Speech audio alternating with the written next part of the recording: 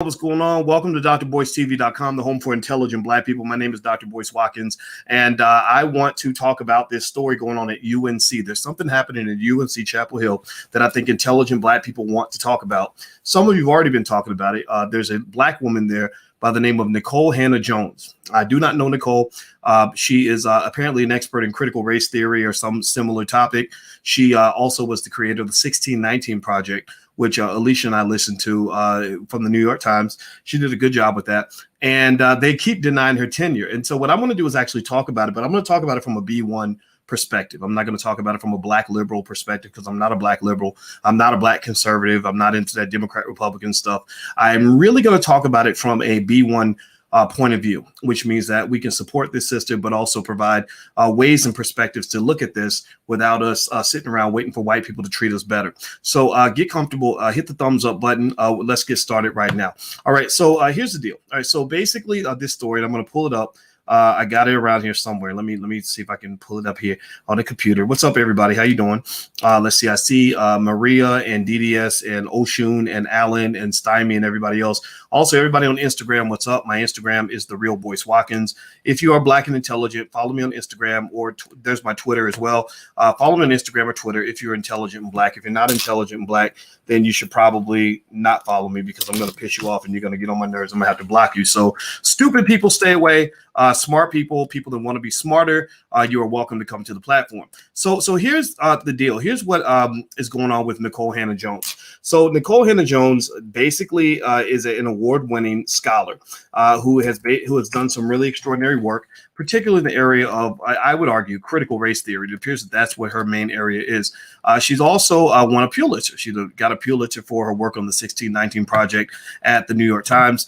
She deserved that Pulitzer. I think that the work was good. I checked out the 1619 Project. I liked it. I mean, it did a good job. It's not Dr. Claude Anderson level, to be honest with you, but it's good, right? It was good. It was important. It was significant. So why am I talking about this sister today? Well, basically, the racial conflict at UNC that's happening right now has to do with the fact that for some reason, despite the fact that this sister has won awards, she's probably more accomplished than 99.9% of all the white people she's ever going to meet. She has done all the things. She checked all the boxes. She played by the rules. They still decided that she's not qualified. Now, I want to kind of reflect on that a little bit and really give you another point of view. I'm not going to go the standard route. You guys know I'm not a mainstream guy. I don't want to be mainstream. I think the mainstream media is not that smart. I want us to be to go above and beyond. Mainstream media is kind of how you got to where you are right now. Mainstream thinking has not gotten us any further than where white people want us to go. So this is not going to be a mainstream discussion. This is going to be kind of a breakdown for intelligent Black people on what's happening here. And whether you support the sister or not is up to you. The issue is not so much her. It's really about us. It's about us as a community and how to kind of contextualize these things as they happen in a way that's going to allow us to be smarter when we're done. So as we get started, please hit the thumbs up button, hit the thumbs up. And thank you, Duel, for being a moderator and helping me deal with the trolls because we want to kick out the crappy kids so that all the smart kids can learn. So by the way, the Dr. Boyce Breakdown, that's where my podcast is on Spotify. So if you have Spotify, you want to listen to me in your car, just go to the drboycebreakdown.com or look up the Dr. Boyce Breakdown on Spotify. That's where you can find this podcast. So Alicia and I were curious about what was going on with this sister, Nikole Hannah-Jones. As you know, my wife, Alicia, my new bride, my beautiful Black woman that I have next to me, my queen, and I'm proud of it. She is a full professor of social work. And she went through the whole process. We both went through the whole process of tenure. I was denied tenure. I went through a big fight with Syracuse University. I'm more of an outsider. I was always the kid who colored outside the lines. I was a kid who would end up in detention. I was a kid who never really played by the rules. I never did. When I was a little boy, my mother used to say, "Boy, your mouth will either make you great or get you killed. I'm curious to see which one."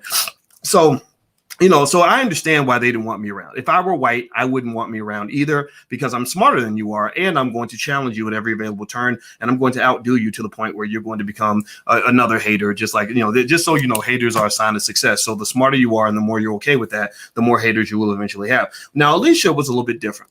She's light-skinned. In case y'all ain't seen, she's light-skinned. Now she's a sister. Now she grew up, poor. She grew up in Gary, Indiana, which at that time was the murder capital of the universe. Like literally, there were no more people per capita being killed anywhere outside of Gary. Like Gary was the #1 murder capital of America, believe it or not. And but she worked through that. You know, her mama was a teacher. Her daddy was a college professor, just like me. I think that's why she probably preferred to marry a college professor. She didn't want a basketball player or whatever. She wanted a smart guy, and I appreciate that. And she went on to go through the tenure process. She got tenure, and her father coached her and helped her out with that. And then she became a full professor, and she's won awards. And she was the first Black woman at her university actually to win.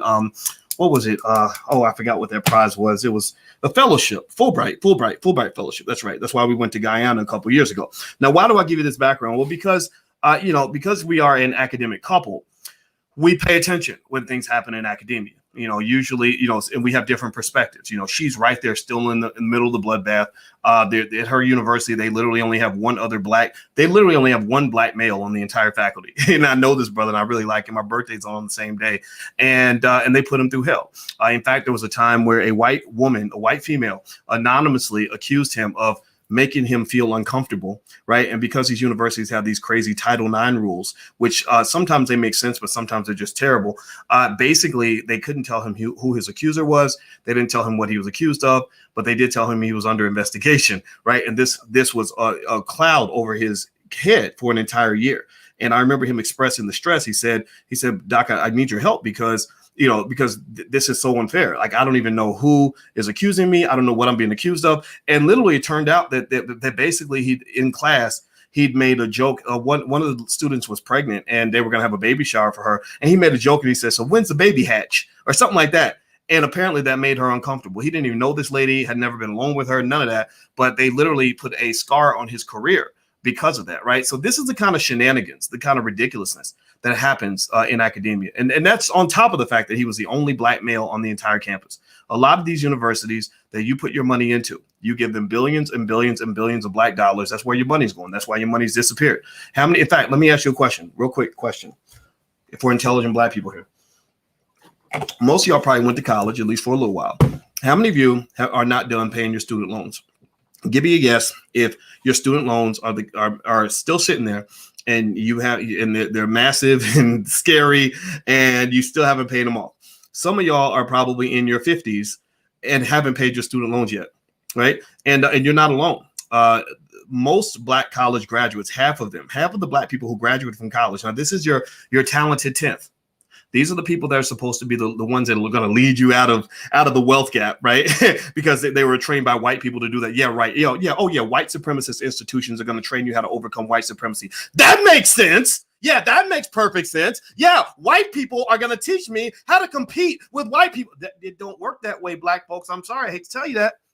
It don't work that way. LeBron will never teach the Detroit Pistons how to beat the Lakers. That's not his job. Right. But if they stupid enough to take classes from him, then he'll be glad to teach them. So you send your kids to these schools. They go deep in debt. They never get out of the debt.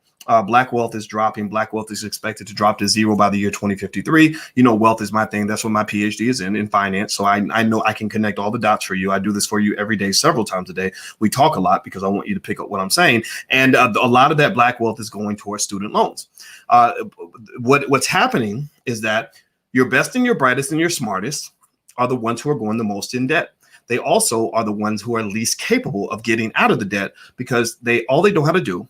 I know many educated Negroes. I know lots of Black folks with PhDs, JDs, MDs, BAs, BSs, and all kinds of letters behind their name that make them feel special as they go pick up their new Mercedes Benz and go get their nice little house in the suburbs and wear the $200, $300 suits, whatever. And many of them don't have any skill that goes beyond the ability to go and work for white people. That's it. They effectively, unfortunately, many of you, and I'm not making fun of you. I understand it. I totally get it. Many of us are trained as children to become high-paid slaves. Like we don't want to be broke slaves. We want to be high-paid slaves. And you're hired by these companies and institutions that don't hire. Maybe they'll pick one Black person, right? And ignore the rest. And you don't understand why you're in this weird little rat trap. You don't understand why you're on this hamster wheel, why you're running your ass off and you ain't going nowhere, right? Why do you think Why do you think the gap in Black wealth has not changed pretty much since 1968? Why do you think Black wealth continues to drop and the gap continues to grow? It's because you're solving it in the wrong way. Your best and your brightest your fastest runners are running in the wrong direction.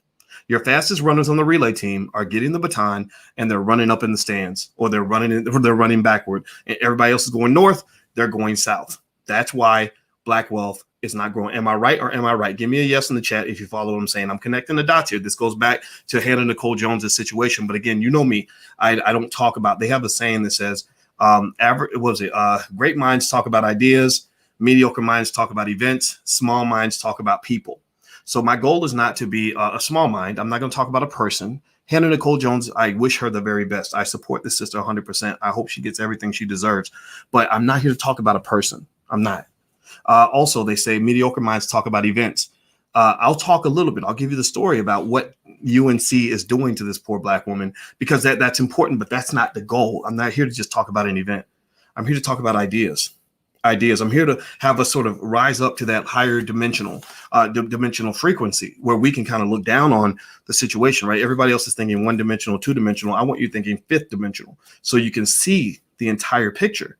So you can play chess, not checkers. You see, chess players are higher dimensional thinkers. You must be a higher dimensional thinker to understand how a system works, because a system operates on higher dimensions, meaning that they're moving levers and variables that you're not even aware of. So is this racism? Yeah. Is this white people being mean? Yeah, that's what they do. They tend to run their institutions the way they see fit. In fact, let me ask you a little question. This is not in any way to defend the egregious behavior of UNC. I would never send my child there. I would totally kick them in the ass for the way they're treating this Black woman. But I want to ask you a question. If you're running a business and it's your family business, let's say, or you're running it out of your house, or you built it, or whatever the case may be, are you going to run it according to your value system or according to somebody else's value system? Like, a lot of y'all got Black-owned businesses right now, and you're thinking about who you want to hire. Are you more likely to hire Black people or hire white people? If you're getting a promotion, let's say you run a Black church, or you're running, a Black hair salon, and you got, cousins and homeboys and friends from the hood that are Black like you, that understand the culture and the institution, and they want a promotion. Are you more likely to promote the people that you understand, the people that you know that you can relate to? Or are you more likely to promote strangers from the outside who are going to challenge you, give you, kick you in the ass at every turn, that you don't know, you don't trust? Their values are completely different from yours. Who are you going to promote? Now, this is not in any way to defend the behavior of these people who are clearly doing what they're going to do. It's to really help you understand the realities of life. When I read the story of Hannah Nikole Jones, what I saw was that she was basically denied tenure by a board of directors at UNC. Most of these people were Republicans. So her white liberal allies, none of them are on the board of trustees, from what I understand. 10 of them are white males. So if you have an institution where the defining body of that institution is predominantly white male, then that institution is going to reflect the value systems and the perspectives of white men. Is it right? No, it's not right. But life ain't fair, right? Because if it were run by Black women, then the institution will reflect the values of Black women. An institution created, the Black Business School, for example, which is an institution we created. We have 140,000 students worldwide. We trained over 1 million Black people how to buy their first share of stock. Well, this institution, I tell you guys straight up, point blank, period, when we walk through the door, I say we are B1. What does B1 mean? B1 means that we solve our own problems before we solve anybody else's problems. B1 means that the Black community and Black wealth is your number one priority. B1 means that our goal, and the reason we exist, is to make sure the Black community is number one. So it doesn't mean that you have to be Black to be here. We're like UNC. You ain't got to look like us to come in. Come on in. But we got to be on the same page. If I go to Notre Dame University, that school was created to support the Catholic community. It is a Catholic school.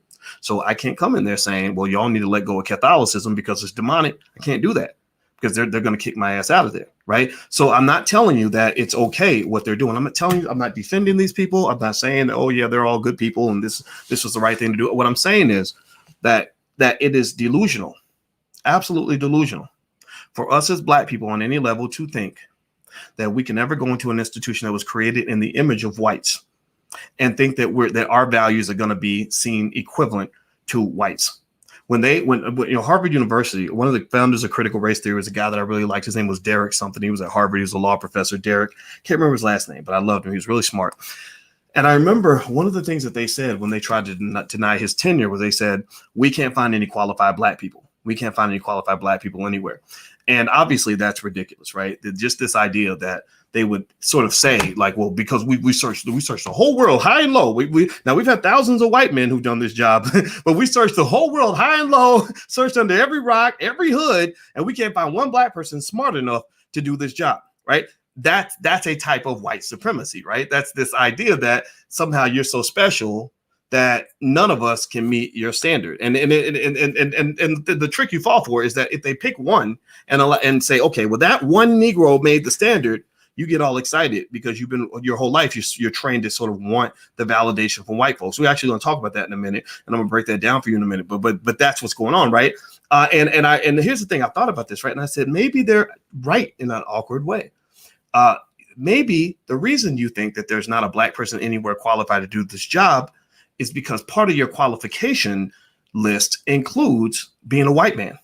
That part of the way to be qualified to do a job done mostly by white men is that you must be just like them, right? You have to think like them. You got to maybe look like them. Remember, my wife is a light-skinned black woman. She's a sister. She got those black woman curves, and she grew up in the hood. But we both know that there was a privilege she received. She got the Barack Obama privilege, right? If either one of them looked like Wesley Snipes, neither one of them would have got the job. They know this. She knows this. She talks about this, right? So even looking white gives you more connection to white people. That's true all over the world. You go to India, lighter Indians are higher up on the social ladder. If you go to Africa, they do the same thing. Brazil, oh my God, have you seen the way they treat the dark-skinned people in Brazil? It's terrible. They're like, we got 40 million black people. We just want to hide them under the rug. Like, it's crazy, right? So this whiteness, this sort of, so what occurs in many institutions that are run by whites is that you have this idea that being closer to whiteliness is closer to godliness. That part of being qualified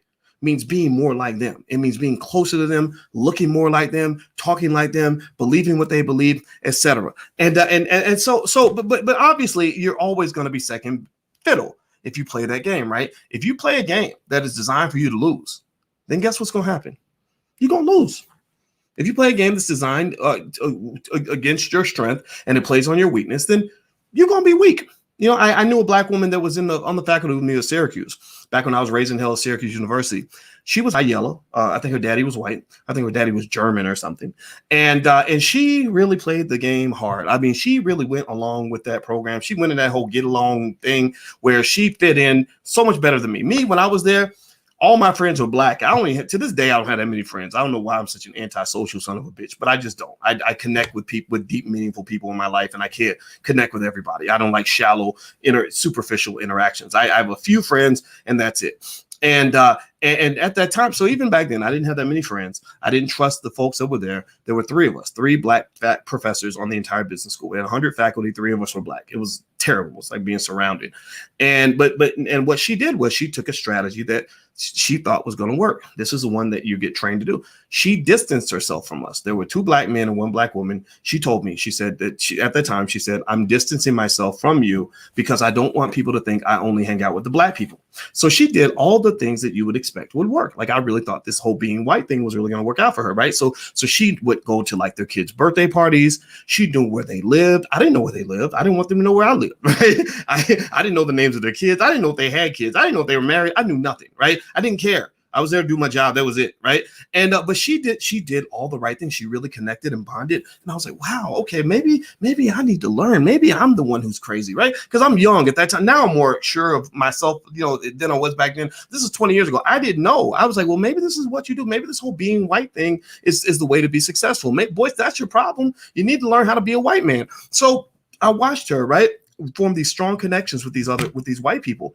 And here's what's so funny, right? So she had distanced herself from me. I hadn't talked to her for years, right? And I saw her in the elevator, and it was like, hi, how are you? And she's like, hey, how are you? And we're very quiet, polite, whatever, right? And I get off the elevator, and I walked to my office.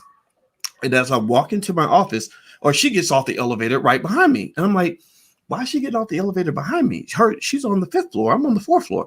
And then I went around the corner of my office. She follows me around the corner of my office. And then I go in, and I'm about to shut the door, and she puts her hand up and stops the door and wants to come in. And I'm like, okay, all right, bitch. Since she had been such a bitch to me, she was mean. I was like, what do you want? Why are you here? And she, you know, I'm joking, but that at that time, I'm not kidding. That's what I was thinking. So she walks in and she's like, "Boyce, let me tell you what these white people are doing to me." And I was like, "Oh, really? What? Tell me." And basically, they were treating her like crap. They had denied her tenure, just like Nikole Hannah-Jones. She had checked all the boxes, did all the right work, did everything she was supposed to do, and still she was about to get fired. And I said, "Oh, how the tables have turned. My, how the chickens do come home to roost now, don't they?" But look, we in the same boat, ain't we? You know, or now you want to come talk to Boyce. Now the radical black man that you avoided is suddenly an ally, right? And I totally get that. And I'm not making fun of her, but you know what I'm talking about. Where you have those black folks that really are indoctrinated into this fool's gold. They have been trained to chase waterfalls. Y'all know my cousins in TLC. They have that really good song, "Don't Go Chasing Waterfall." She's T-Boz. Her name's Tiana Watkins. Our grandfathers are brothers. Her grandfather's name is Sam. My grandfather's name is Matt. I don't think Matt and Sam talked for like 30 years old. It was actually over money. I think one of them loaned the other one money and they didn't talk. So I don't know her personally. But anyway, so she had the song, "Don't Go Chasing Waterfalls." Well, a lot of black folks were raised to chase waterfalls. We're raised to chase the waterfalls of white supremacy. We're raised to believe that if we play by the rules, if we check all the boxes, if we fit right in and do what we're supposed to do, then we will be rewarded just like everybody else. We will get what the white boy gets. We get the same degree. We'll get the same job. We'll get the same salary. We'll get the same promotions. And what I have learned, after reading books like Powernomics from Dr. Claude Anderson, which everybody should read, stuff like this, is I've learned that just ain't the way the world works. That is not the way the world motherfucking works. That is not how life works. And so I helped the sister out. I forgave. I wasn't going to hold a grudge or anything, because sometimes people just don't know yet. Sometimes they haven't been slapped in the face with the Negro stick to understand what we're dealing with and what we're up against. So when I see things like this go down, I really kind of feel bad for people that are in this sort of endless loop of white supremacy, where they constantly believe that if you beg white people long enough, eventually they're going to come around and start doing the right thing. This false idea that if I really, really, really prove to them that I'm good enough, that I'm gonna be successful. And that's a dangerous game to play, because even when you win, all of us can't win. So this one woman getting tenure, it's not like that's going to create 20,000 jobs for black people. That's going to create one job for one person at one university. The University of North Carolina does not have the capacity to hire all the qualified black scholars that exist in this country. So that gets me to the next point. And before I move on, do me a favor, hit the thumbs up button, share, subscribe button. Please hit the thumbs up, share, subscribe button. The URL for the Black Wealth Bootcamp is right there. If you're interested in this kind of thing, I designed it specifically for people that want to get off the corporate plantation. So if you want to go take a look, feel free to go to blackwealthbootcamp.com. It's really popular. Everybody loves it. Take a second, hit the thumbs up button. Also subscribe to whatever channel you're on, and put a B1 in the chat to let me know that you have done that. B1 is our philosophy. B1 means we put our community at the top of the priority list. We solve our own problems before we solve everybody else's. We also believe that by the year 2070, this is called Project 2070, I believe that in 50 years, Black people can actually lead the earth on asset acquisition, on wealth building, and all the things that matter when it comes to economic competition. So that's my plan. That's the legacy. I'll put that in my estate plan, actually. So here's the deal. So when you talk about this situation with Nikole Hannah-Jones being denied tenure, I think obviously she deserves it, right? Obviously, she's done everything she's supposed to do. She's probably more qualified than 99.9% of the faculty at North Carolina. It looks like she's got something that those of us in the more Black nationalist space don't have. She's got these white liberal allies in the institution who are going to help her fight the good fight, and I think that's wonderful. I think that's what she needs, and I support that. Now, the issue with that, though, here's the problem with the white liberal ally thing. This is where I have an issue with this. White liberal allies are kind of a funny thing, because unfortunately, this liberal space comes with a type of white supremacy that is basically just sort of an alternative to the previous white supremacy. So it's kind of like if you are eating at McDonald's every day and you say, God, this food is so unhealthy, it's going to kill me. And somebody says, that's okay, just come to Burger King, right? if you go to Burger King, you're not really getting healthy food. You're just getting a flame broiled heart disease over, stove fried heart disease, whatever you want to call it, whatever McDonald's, they fry their burgers, whatever. I worked at both of them for a little while, so I think I remember how they made the burgers different, right? But it's still a cheeseburger and it's still going to kill you. It's still not, it's not like you're eating health food. It's not like you own your own restaurant. It's none of that. You're just getting a different version of what you had before. And so the thing about white liberals that I challenge a little bit is that I don't doubt that they aren't good people, that they aren't trying to be good people in their own way. But here's the thing. Y'all been rolling with the white liberals since forever, right? In the 1940s, 50s, and 60s, leftists started jumping in, socialist, communist, Marxists started jumping in and fueling and supporting some of the movements in the Black community. The Black Panther movement was heavily Marxist. A lot of good ideas on Marxism, actually. I encourage you to go study it. They have legitimate critiques of capitalism. But the problem is that when you do that, when you're aligning yourself with this bigger battle between the left and the right, you can find that your community gets left behind and actually destroyed and divided by these affiliations. It's almost like if I live in a neighborhood and I want to get more protection, so I go to the Bloods for protection. Well, now I've taken a problem and made it into a bigger problem, because rather than dealing with the one bully I had who might have been a Crip, now I got to fight every Crip that I see. And now being a Crip or a Blood becomes bigger than simply me versus the bully, right? So Black folks, because you felt bullied, many of our people jumped in and we aligned ourselves with some of these broader battles with the socialists and the Democratic Party and the liberals. And now we get so caught up in the Democrat-Republican divide that it's destroyed our community. Similar to how that same divide destroyed Vietnam. The United States dropped more bombs on Vietnam during the Vietnam War than all the countries dropped on all the other countries in World War II combined, right? So that whole little country of Vietnam, the tiny little place where you had cousins and friends and neighbors that were working together to build Vietnam, they stopped doing that, and so they could turn and fight each other over whether or not you were a communist or I was a capitalist, right? And that divide was unnecessary. It was unhealthy, right? What they should have done is they should have said, stay the hell out. We got this. We don't want to align with any of you. We are V1. The same way I tell you guys to be B1, they should have been V1. Ho Chi Minh, the leader of Vietnam at that time, should have said, y'all all stay out of our damn country. We will solve our own problems. We will build our own community. We're going to do it on our own. We want freedom. That's all we want, right? But instead, they got war and chaos and destruction, and it was terrible, right? So with Black folks, I'm not a big fan. I know that we are tempted to jump in with these so-called allies. I have worked with these allies. They are not all bad people. But the problem with aligning with the allies is this. Here's the deal. Let me ask you a question. Has the wealth gap between whites and blacks shrank even an iota since 1968? Give me a yes or no. Has the wealth gap shrank at all? Has it gotten better? Yes, if it's gotten better. No, if it has not. Or better yet, in any significant way. Give me a yes or no. The answer is no. Right? So you had all this civil rights legislation, these white liberals supposedly supporting you, and nothing's really gotten better. Right? It's pretty much the same, right? You're kind of in the toilet. A lot of cities that are run by Democrats are just garbage. Doesn't mean the Republicans are better. We're not saying that at all, but we're definitely saying the Democrats, if they are our saviors, they're not doing a very good job at saving anything. Two, has anybody heard, a lot of you guys were fighting each other, ready to kill your neighbors over Joe Biden versus Donald Trump. Has Joe Biden, he's talking about Black Wall Street and the symbolism of it, right? He's mentioning Black Wall Street. Has Joe Biden said the word reparations hardly at all? Has he even talked about systematic reparations to the tune of $14-15 trillion that Black people are owed for what's happened to us over the last 400 years? And I imagine did I say Hannah-Jones Jones? What's her name again? Is it Nikole Hannah-Jones? Nikole Hannah-Jones. I imagine Nikole Hannah-Jones would get this, right?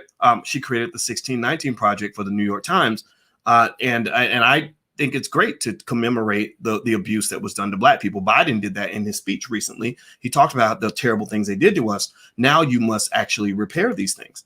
Now you got to write a goddamn check. If you are doing a whole lot of talking and no action, then that means nothing to me, because talk is cheap. Talk is free. Anybody can run their mouth.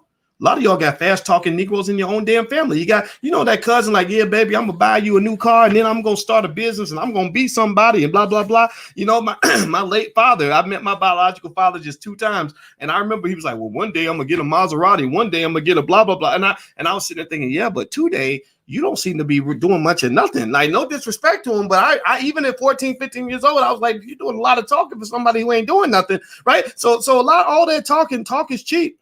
Talk is cheap. Stop talking to me. Stop telling me that you can empathize with my pain. I don't really care. Stop telling me that Black Lives Matter. I know my life matters. Stop telling me how bad it was and how terrible it was. We know that. We've agreed on that. Tell me how you are going to write that damn check. Don't tell me how you're going to study whether or not you need to write a check. Clearly, you've already studied it. If you're talking about how terrible they treated us, if you're talking about what horrible thing they did to us, then, and again, Nikole Hannah-Jones did the 1619 Project. They do a very good job of documenting how terrible the world has been to Black people. She nailed it. They nailed it like boom, boom, boom, nailed in the coffin. Yeah, Black people got shattered on for 400 years. There is no dispute on any of that. Now it's time to cut the check. Now it's time to stop getting our approval because you're simply acknowledging what we went through. I don't need you to acknowledge that anymore. I need you to write the damn check. I don't need your sympathy. So these white liberal allies, unfortunately, what that does is that makes us sort of think somehow that by getting people to acknowledge what we've gone through, or getting them to feel sorry for us, or getting them to say that they're our friends, that somehow life is better for us. And I don't think it's better. I don't wake up in the morning saying, how can I get approval from my white neighbors? I like my neighbors, actually. Some of them are white. They're nice people, right? But I don't need his damn approval. His approval is not going to help me feed my kids. His approval is not going to help me run my business. His approval should not make me feel like a better man. That's crazy. That's a mental illness. When a man needs approval from another man for him to feel like he's worthy. You are worthy. You are good enough. So the other thing that's interesting is about the white liberal allies is that if you notice, there's not a lot of effort to do things for or to support initiatives that create massive amounts of Black independence, right? It's more so like they all rally around one Black person. So they're rallying around this one professor who represents the elite. Not that that's a bad thing. I think it's fine. We need professors. We need our scholars. Hopefully our scholars will engage the community instead of sitting up in some white man's university writing research papers that nobody's ever going to read. Like you're not helping the community. You think you are, because you've impressed 12 white people, but that's really not helping. Just so you know, no disrespect. I get it. I wrote a ton of research papers. I wrote more solo author research papers probably than anybody in the history of the finance department at Syracuse University. And not one of those research papers has been read by anybody. In fact, let me give you yes or no. How many of you have ever read any of the peer-reviewed research papers that I wrote at Syracuse University? Give me a yes or no. Has anybody in here? I'm looking for one yes. Have you ever read, I'm talking about from top to bottom, any peer-reviewed research paper I've ever written during the time I was at Syracuse University? Anybody like want to read about the fine details of econometrics and and various forms of economic theory and the random walk hypothesis? Anybody read? No. You hear me because I'm here talking to you.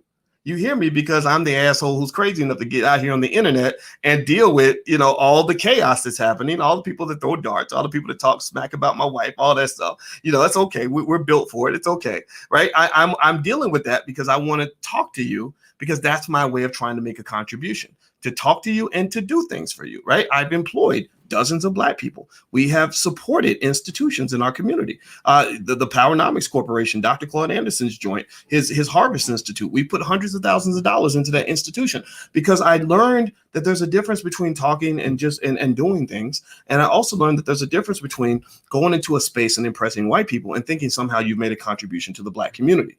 That right there is a white supremacist concept that somehow their opinions matter more than yours. That's something that I think a lot of scholars kind of get hip to that slowly but surely, but the indoctrination is so deep that we don't even know that. So here's what our white liberal allies cannot do. We know what they can do, right? They can help elite Black people get jobs, right? We know that they can tell you that Black Lives Matter. We know that they can maybe get your legislation passed or something like that, which is fine. That's good. Keep doing that. What they cannot do is they cannot develop an industrial base for the entire Black community that consists of mechanisms that lead to the creation of hundreds of thousands, if not millions of jobs. What they cannot do is they cannot help you to rebuild and develop the institutions, many institutions that were lost during integration, when you started killing your own businesses, killing your own institutions, and letting them kill your own families. Also, you can be closer to white folks because you thought their ice was colder. You left your own neighborhood so you can go live next to them. You stopped supporting your own businesses so you could support theirs. You didn't want to support your own universities. You went to their universities. Even HBCUs, unfortunately, still have work to do in terms of actually developing and supporting the Black community. So also, they cannot save your families. They have their own ideologies. Unfortunately, many of these ideologies have defined Black men as nothing more than big balls of toxic masculinity. And some of their ideologies just don't fit with you. A lot of you don't fit and align with the LGBT agenda because some of it seems a little bit crazy when you got, when they bring in the kids to gay pride parades where some man has a penis strapped to his booty and your kid, your 5-year-old is supposed to see that, or your 8-year-old decides, I used to be a boy. I want to be a girl now, because of course I know that because I'm 8, right? I'm 8. I know all about my sexuality because I'm 8, right? A lot of Black folks are like, that's crazy. Like, Black folks are really good at identifying crazy. You don't have to go to college to know what crazy looks like. When you see it, you'd be like, that don't seem right. That don't make no sense.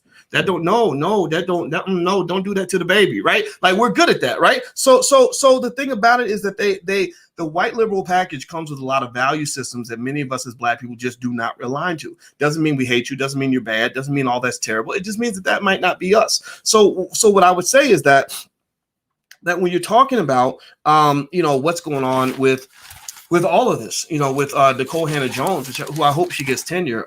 Even if she gets tenure, that's not necessarily a big step for Black folks. I think that's really important to understand.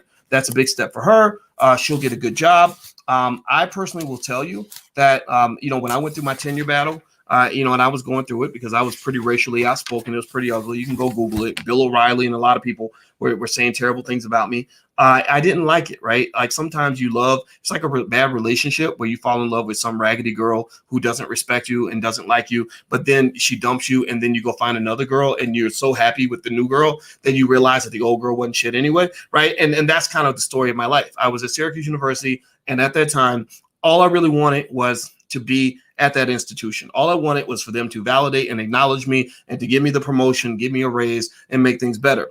When they refused to do that, when they broke my plate and said, get the hell out, we don't want your kind here, that was tough. I had to realign my thinking. I had to go out and pick up new skills, mostly focused on institutional development and entrepreneurship.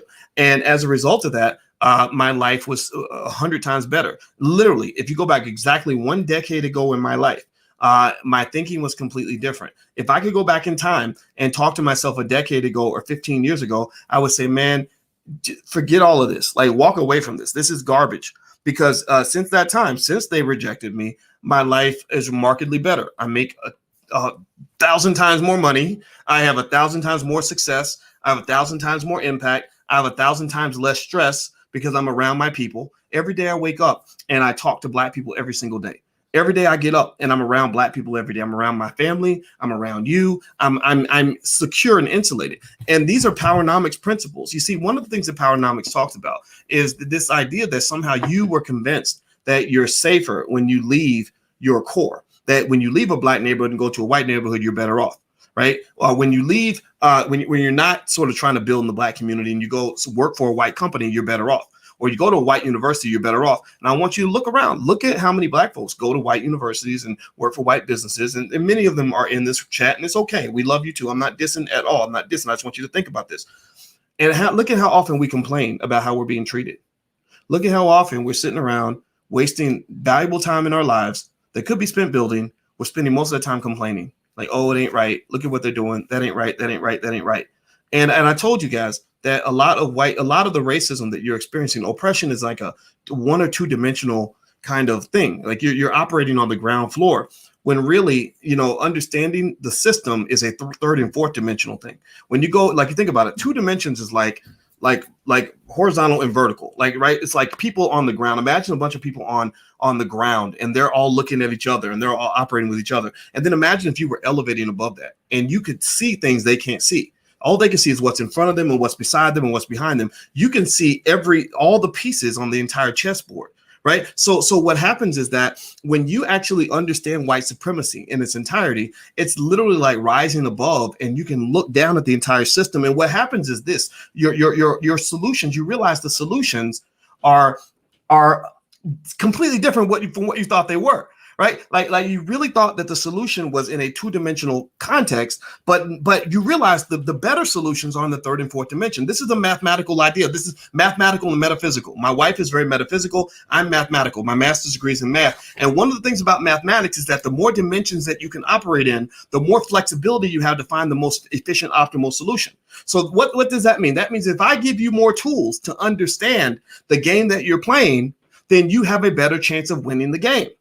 Right? The more tools you have, it's like a basketball player. If he thinks that he can score all his points by dribbling with his right hand and shooting layups, but he becomes a better player when you teach him, no, you can also shoot a 3-point shot. You can also shoot free throws. You can also go to your left, right? You're giving him more moves. You're making him a higher dimensional player in the game. So for Black folks that want to win in this game of white supremacy, what I want you to understand is that they train you to see yourself in a lower dimensional context. They see you they train you to see yourself as a person who can only solve this very complex multidimensional problem in a 1 or 2 dimensional framework. Okay, in order for me to be successful, I must work for white people. I must go to a white university, go $100,000 in debt, work for a white person, and meet the white person's standard. That is my only way to success. So when that gets blocked off, when that glass ceiling hits you upside your head, right? When that's those student loans backing you up, you start to feel trapped. You start to feel unhappy. You start to feel stressed, which is deeply connected to Black mental health problems that we see.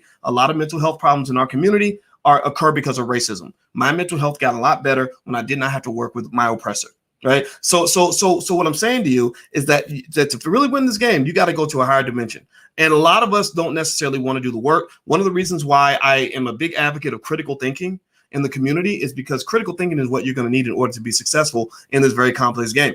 Unfortunately, when they're dumping all this media on you, the studies show that when you're sitting there watching lots of TV, Black people watch more TV than anybody else. I don't know if y'all know that, but when you're watching all this TV, it actually reduces, it turns your prefrontal cortex into mush. So your ability of your prefrontal cortex to engage in critical thinking, for you to formulate your own unique ideas, actually diminishes because you're taking in so much media. So you really are being programmed. And that only counts social media, radio, Cardi B songs, all stuff. It doesn't count all that. Right. So let me move on. Do me a favor. Hit the thumbs up button, share, subscribe button. Also, I have a book called It Takes a Village to Raise the Bar. You can get a free copy. Just go to allblackeconomics.com. The URL's on the screen. That's allblackeconomics.com. And also, you can actually text the word voice to 31996 if you ever want to be notified when I go live. Sometimes I'll send out text notifications. They're expensive, so I don't send out a ton of them. But every now and then I'll send out a text and let you guys know that I'm live. And I hope that it's worth your time.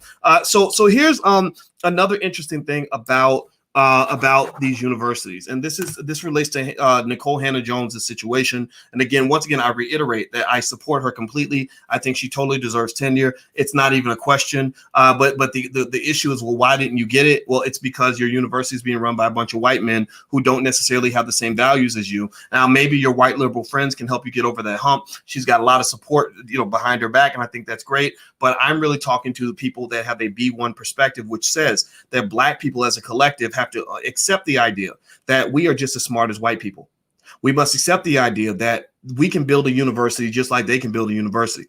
And if you don't accept that idea, then that inherently would make you a white supremacist, because you're effectively stating that white people can do something that Black people can't do, which to some extent means you are validating this false idea that white people should be your parents. The question you must ask yourself when you're talking about what happens to that $1.4 trillion a year that we give away in our community, a lot of that $1.4 trillion goes toward these universities that will admit your child just so they can treat your child like crap, just so your child can be a second-class citizen. I mean, look at the University of North Carolina, Chapel Hill in particular, but you could say this about a lot of these universities. I mean, I've taught at the University of Kentucky, Syracuse University, Indiana University, et cetera. And one thing many of them have in common is that they don't treat their Black students very well. They also have one other thing they have in common is that they drain wealth from the Black community. Your athletes are among your most valuable assets in your community. Your athletes are your multi-trillion-dollar asset. And what they do is they will bring your kid in. They make laws. Again, this might fit into critical race theory. I'm sure a critical race theorist could break this down. The intersection of how laws are. I don't like that term intersection. Let me back that up. How changes in the law can support a white supremacist construct, right? So here's a fun little rope-a-dope they did on y'all, right? They decided, hey, we don't want to pay the Negroes to play basketball, right? Y'all know that when you look at North Carolina Chapel Hill, 9 times out of 10, the reason that the stands are filled up and the TV deals are being made and millions of people are watching on TV is because there's some black kid from the hood who's jumping out of the gym, hitting 3-pointers and scoring lots of points, right? So this asset is coming out of your community, but you're not making any income from that asset because they made a law that said that the athletes cannot get any of that money. They just, I mean, it wasn't like God's law. It wasn't like it makes sense. It's just because they said so. And that's one element of white supremacy is really interesting, is that when you have that power doesn't really care about your feelings. Power doesn't care about having a conscious. Power is like, because I said so. Power can create its own facts. So they're like, yeah, well, we don't want to pay the athletes because, if you give them Negroes money, they're going to blow it anyway. And because we're your parents, we know better than you. So we're going to keep the money for ourselves because we think that you're going to be irresponsible with it. You'd be amazed at some of the ridiculous arguments I heard when I would go on CNN and stuff like that and basically explain why athletes should be paid. To me, it was very simple. It's like, yeah, they're workers. They work every day. They bring in millions of dollars. Like, I've never watched a basketball game so I can watch the coach. So why is the coach making $10 million, $5 million a year, and the athletes are making nothing? Like, that doesn't add up to me, right? Like, it's just common sense. Again, because black people, we're real good at picking out common sense. But then they would come back and they would say, well, these guys, they're young. If you give them a bunch of money, they're going to blow it on rims and strippers and just crazy stuff, right? And so, but really what they're saying is because we said so. That's what they're doing. They're playing the powernomics game on you. They're basically saying they're doing what your mama used to do. Anybody had that problem where when you were a kid and some of y'all were smart kids and you argue with your parents? You ever have an argument with your parents and then they debate with you because they're going to play the game with you, and then suddenly you start winning the argument, like your argument's more valid than theirs, and they start getting pissed off? And because they really just don't want to do it. They really just don't want to take you and your friend to the roller rink. And then what happens? What do they say at the end? What do they say at the end to just trump and shut it all down? They say, what do they say? So type in the chat. Yep. They say, because I said so. Because I said, that's why you can't go, because I said so. And what they're really saying is, look, I'll play this game with you. Like, I'll play this game to make you think that we're equals and that you actually have, that we have a democracy in this house and that you can actually express your opinion. But really, that's all a game. I'm just pretending, right? Because when the push comes to shove, it's because I said so, right? And so white folks kind of do that to you, right? They'll play this game with you like, oh, well, you have freedom of speech and democracy and blah, blah, blah, blah. But watch what happens when their back is against the wall. This is no disrespect to white. Some of y'all might be white in here listening. I promise this is not a hate-filled discussion, but it's true. Think about this, right? They'll let you pass your little bills. They'll let you get your little laws. They'll let you have your little so-called freedom of speech. But the minute you start getting a little bit too uppity, the minute you start really thinking you got real power, they shut you down, right? They're like, we're going to take Farrakhan off Twitter. Well, why are you taking Farrakhan off Twitter? Well, because he's violent. Well, what did he do that's violent? Well, it's because he's violent. Well, what did he kill somebody? Well, no, but he's violent. Well, what is he? He doesn't call for violence. He doesn't speak. What are you talking about? Well, it's because he's violent. That's their way. The translation is Negro because we said so. The translation is because you ain't got no power. The translation is that your daddy never taught you how the world really works, right? The translation is that you really think Pinocchio is a real boy.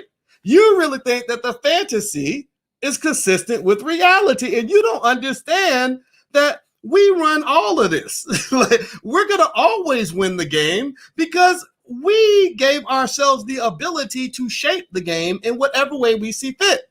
Right. So in a way, you can think about white supremacy and whiteness and this need for validation. You can think of it a little bit like cryptocurrency. Right. Now, why would I say that? Well, you think about cryptocurrency, right? Most crypto doesn't have any inherent value. In fact, most currency has no value, actually, until you give it value. Right. So cryptocurrency, if I create a new cryptocurrency, it has no value. Like, I could create a 10 billion boys coins and then tell you, yeah, I think they're worth about $1. So I'm a billionaire because I got 10 billion boys coins, right? Now, if I can't convince you that the Boyce coin has value, then that's obviously an illusion, right? But when you create a cryptocurrency, what happens if you get a bunch of people to believe in it, right? Like Dogecoin. Like you guys we've talked about this, right? What is the fundamental value, like the fundamental economic value, according to economic theory? What is the fundamental value of a Dogecoin? Somebody type it in the chat. Somebody type in the chat.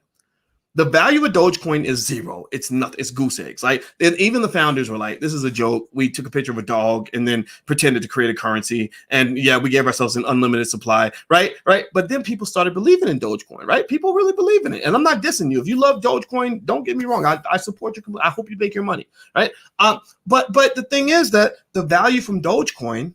Pay attention. Ride with me on this analogy here. I need y'all to understand where I'm coming from.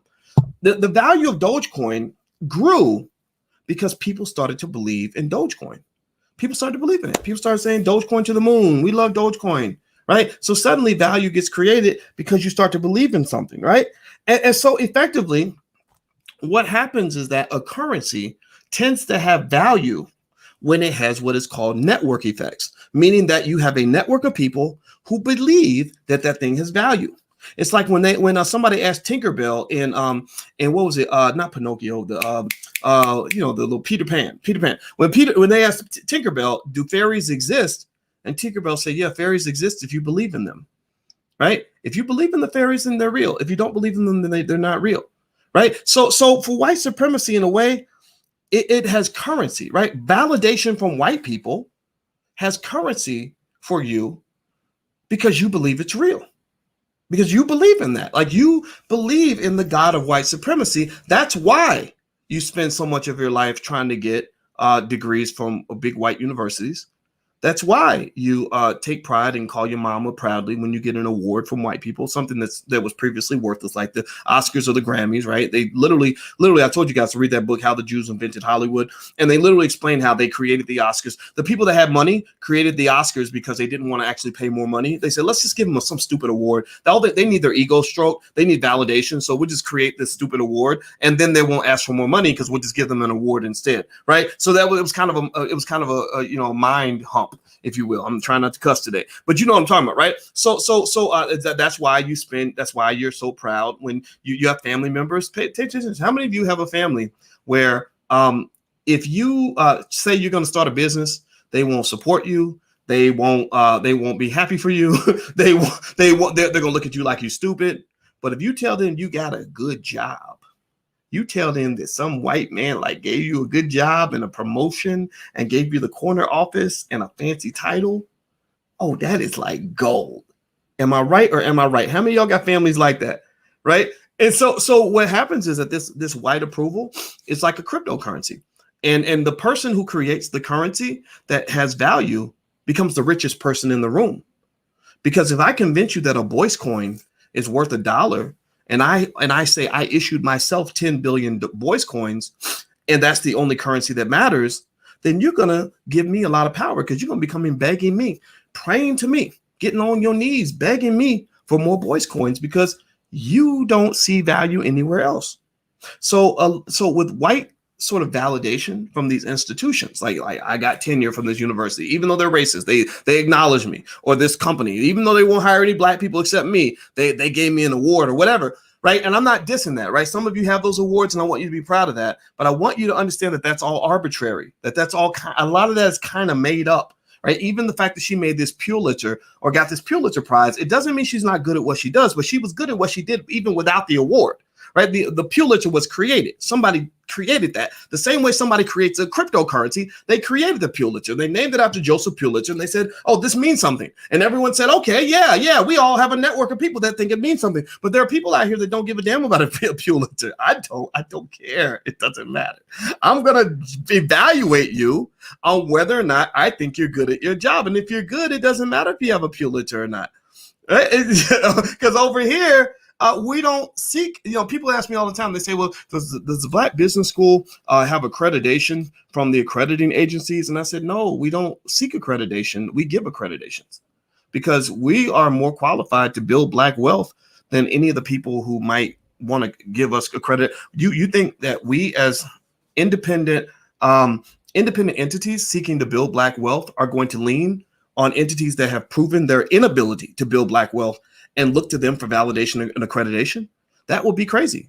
If you're trying to be, if you're trying to win an NBA championship, why would you go to the guy who lost every game and ask him to tell you if you're a good basketball player? You don't need that, right? So at the end of the day, what I'm trying to tell you is that the same way that you buy into this sort of white validation, like a cryptocurrency that was created by someone else, and you beg for it, like you're sort of hoping and you feel like when they give that to you, that you're somehow a better person, or you go to church and you pray for it or whatever, you pray for the job, or you're hoping that they'll acknowledge you in some way. What you're doing, unfortunately, is you are an unwilling participant in the strengthening of white supremacy. Right. So I'm not telling you not to go to these schools. I'm not telling you that there isn't something valuable your kid can learn at the University of North Carolina, Chapel Hill. I'm not telling you that you got to go quit your job at Google right away. What I'm telling you is that there's nothing that they've ever created that is better than what you could create on your own. And the other thing, too, is that it's hard for energy to be in two places at once. It's hard for your attention to be in two places at once. So because you're spending so much energy validating and developing and supporting their institutions, you're not putting energy developing your own.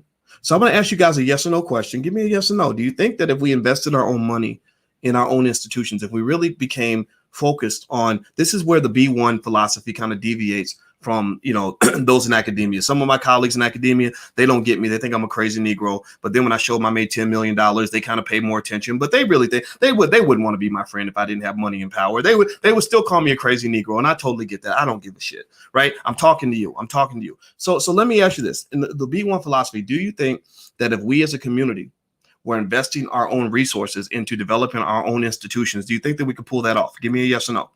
Do you think we could do it, or do you think that only white people know how to build universities? And I'm talking about brick and mortar buildings. Remember, you had ancestors who were just freed from slavery 2 weeks ago who were educating their own kids. Did y'all know this? I mean, everybody talking about how hard it is to build a school and all that. It ain't hard.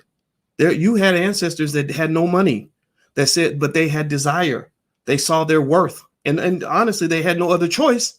So next thing you know, they got a little building. They bought in the babies. They had a couple books and they read to the babies, and they made sure the babies had a good education. And they educated those kids better than any white public school out here right now. 2, let me ask you another question. Do you think that we are qualified to educate our own kids? Do you think that we're qualified? Do you think that we have enough educators in our community who could educate Black children at an effective level as well, if not better, than white people do? Give me a yes or no. Yes or no. Give me a yes or no. Do you think that we could start our own businesses? Do you think that we could train our children across the board, millions of them, millions and millions of kids, to start businesses and to build wealth, become investors, etc.?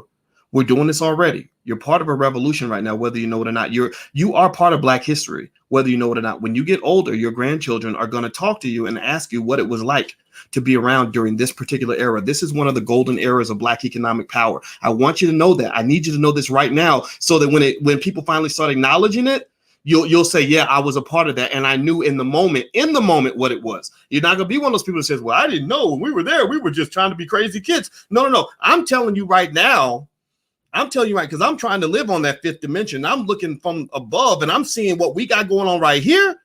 Ain't nothing a white man ever created for Black people in the history of all mankind that matches what we got going on right here. We reach 1 million Black people a week, and we have taught 1 million Black people how to invest. And millions of you right now, give me a yes in the chat if your children are on better economic footing than you were at their age because of what you're teaching them. Give me a yes in the chat if you've seen your family, not just your bank account, but your family and your future generations and your seed better off now than you were at that age, than your parents were at that age, than your grandparents were at that age. You are doing it. You're getting it done. Like, we're doing this, right? This is not a theory. This is not fantasy. This is not something I hope will happen. This is happening, right? So I want you to be excited about it because, man, this is beautiful.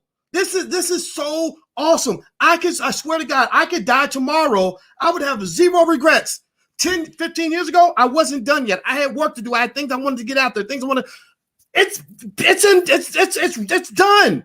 The ball is rolling, right? So I want you to be proud of that. I want you to be really proud of that and to see it for what it is and to acknowledge it and to really own it, because the thing is that they get you thinking like, oh, well, you're not mainstream, you're not working for a white company and you're not on white people's TV. CNN isn't talking about it, so it's not that important. See, I don't want you to, please don't be the black people who need MSNBC to acknowledge what's happening for you to see the relevance of what's happening. Stop that. Stop waiting for them to tell you about the important things that are happening in your community when you're right in the middle of it. You're creating it. You're the manifester in this. You're the manifester. You are the God inside of you is creating all of this. You don't need nobody's permission. All that's going to happen is eventually they're going to catch up and notice, but they're noticing now, but you don't need anybody's validation. You don't need anybody to acknowledge it. Nobody has to see it for you to see it. I need you to see it. Trust your own eyes. So here's what I'm going to end with. I think hit the thumbs up button. Please hit the thumbs up, share, subscribe button. If you haven't done it yet, please do that. Very, very important. And also, like I said, if you want a free copy of my book, go to allblackeconomics.com. Or also, I'm going to put my Twitter up here so you can follow me on Twitter if you want to converse on Twitter. I got to go. The girls are home, so I'm going to go spend time with my daughters. But here's what we need as black people. And we're done talking about Nikole Hannah-Jones. I think I made it clear. I support her. Screw those people at UNC. What they're doing is wrong. What they're doing is racist. They're just pretty much being white. White people being white. That's pretty much what they do with these institutions. Let's move on. I want to move to another level in this. I believe that black people need a different kind of education. I believe that we need a type of education that reflects our values. I think we need a type of education that reflects who we are and what our children need to know. A lot of universities, unfortunately, have become white supremacist training programs. They become white supremacist training programs. Why do I say that? Well, because when you go to that school and you go $100,000 in debt, they're going to train you on all the things that match their values, right? And what they believe. And then you're going to go take that piece of paper and you're going to, like a permission slip, and you're going to go get referred to some white guy that you can work for the rest of your life. You'll work for him until you die and maybe even never repay the student loan debt completely. We don't need that. We don't need more people trained to go work for white people. That part has already been on lock. You've made your contribution to America. You've given America everything you've got. Now I would like for us to give something to ourselves. All of our children have to be trained to be builders. All of our children have to be trained to value themselves based on what you're contributing to the community. The Chinese do this. The Chinese started doing this. And this is what led to their flip. 50 years ago, the Chinese economy was a complete joke. Nobody respected China. Now China is the most powerful nation on the planet, right? And why is that? Well, because they shifted their values. They started taking on the same way we have a B1 philosophy. They took on a C1 philosophy. They said that the only way we're going to measure your worth is what you're giving to China. How are you contributing to the development of China? What institutions are you supporting or building in China? What resources are you bringing back to China? And being Chinese is the coolest thing in the world. And being a Chinaman in China is the coolest thing. Being a Chinaman in Europe is okay, sure. Being a Chinaman in Africa or the United States is fine, sure, go do that. But if you're a Chinaman in China and you're building China, or you're going to other places to bring resources back home to China, then that's where it's at. That's what makes you valuable. That's what makes you worthy. That's how we measure you as a quality citizen. So I think that black people have to do the same thing. I think that instead of giving away that 1.4 trillion that you're donating every year to other communities, I think that needs to be turned back inward. That comes through the support of black businesses. It comes through educating your children in black spaces with black teachers and black run institutions. I think it comes back to valuing your own sources of validation instead of looking for validation elsewhere. Yesterday on the podcast, I had a brother on here by the name of John Boyd. I want you to go look up John Boyd. His family, he has 9 children. John's family they're all performers, and his daughter Victory Boyd has now become one of the most famous singers in the country. She's extremely good. She wrote 3 songs on Kanye West's last album. That's how good she is, and she's an amazing singer. Look up Victory Boyd. And one thing that John mentioned that I thought was fascinating is I said, how did you get all your kids to bring all their talents together and create something amazing together? The group's called Infinity Song. And he said, the first thing I did was I made sure that I educated my own kids. He said, I want my voice to be the dominant voice in their head. I'm not letting somebody else's values come in and distort or confuse my children. right? And Dr. Claude Anderson, who was on here a few days ago, who wrote Powernomics, one of the most impactful economic books of all time. Ice Cube was shouting out Powernomics during the election. Kanye West shouted out Powernomics. Charlemagne the God, Tiffany Haddish, Usher, like all these people are shouting out Powernomics because they love the philosophy. It makes sense. It adds up, right? And one thing Dr. Anderson mentioned to you guys is very important to understand is that you are in a culture war. He said you are in a culture war. So unfortunately, despite the fact that you can appreciate your white allies all day long, but you must understand that sometimes they come with cultural baggage that is not your baggage. And I'm not saying that you can't adopt some of that cultural baggage. I'm not saying that you can't appreciate some of those ideas. But there's a big difference between Black ideas shifting because Black people have originated that discussion versus Black ideas shifting because white people have initiated that discussion. You don't want your thinking to be imperialized and colonialized because it's going to be distracted and distorted and diluted to the point where even your best contributors will have nothing to contribute to the Black community. So that's my point on this issue. That's what I'm thinking. That's what I see. I personally think that when you have qualified Black people that get denied opportunities by white-run institutions, that is a reminder of the importance of developing your own institutions, because then you can reward people who reflect your own values, because we're playing a game of Powernomics, whether you like it or not. So it's time for Black folks to actually focus on power, and all this other stuff that happened since 1968. We got to move past that paradigm. So do me a favor, hit the thumbs up button, hit the share button, hit the subscribe button if you haven't done it yet. And also, if you guys ever want to take a look at the financial workbooks and flashcards we have in the Black Business School for Kids, feel free to go to financialworkbooks.com. We have workbooks, flashcards, all kinds of stuff. So feel free to go take a look. They're designed by Black educators, and I think they'll help you in your quest to educate your own kids, whatever you're seeking to do. So hit the thumbs up button on your way out. Share, subscribe. I'm out of here, guys. I will see you soon. Love you. I'll talk to you later. Peace.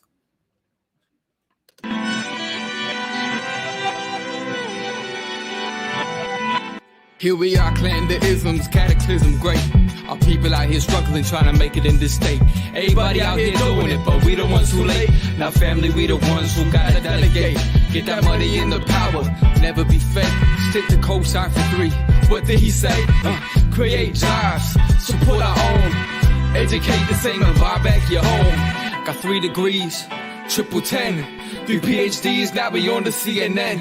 DBTV, let's talk about negligence. Ignorance is bliss, but we can turn it to intelligence. Believe none of what you hear, half of what you see. Let's break it down here on Dr. Boyce TV.